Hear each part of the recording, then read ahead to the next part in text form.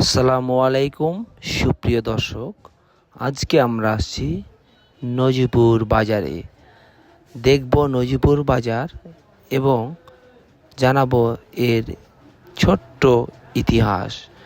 নজিপুর বাজার হলো নওগাঁ জেলার পত্নীতলা উপজেলায় আত্রাই নদীর তীরে অবস্থিত একটি পুরনো ও প্রধান ব্যবসা কেন্দ্র। 1793 সালে প্রতিষ্ঠিত ঐতিহাসিক পত্নীতলা থানার প্রশাসনিক ও অর্থনৈতিক কার্যক্রমকে কেন্দ্র করে এই জনপদ ও বাজার গড়ে ওঠে।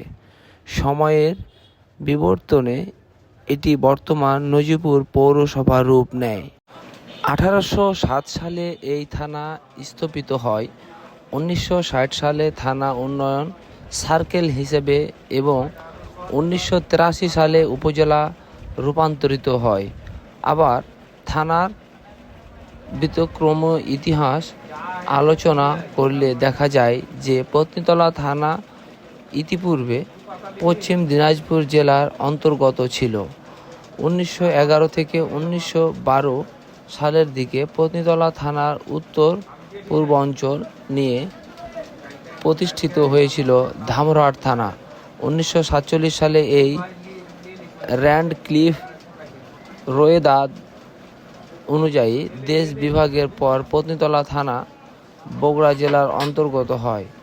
1949 সালে পত্নীতলা থানা রাজশাহী জেলার নওগাঁ জেলা মহকুমার সাথে যুক্ত হয়। অবহিত ব্রিটিশ ভারতবর্ষের ওয়ারেন হেস্টিং এর সময়কালে থানার নামকরণ প্রবর্তন হয়। সে সময় পুলিশ স্টেশন কেবল মাত্র অপরাধ দমন কার্যক্রম চালাতো। পরবর্তীতে এর দর্শক বাকি ইতিহাসটুকু অন্য কোনো ভিডিওতে দেখাবো। ফলো দিয়ে পাশে থাকুন।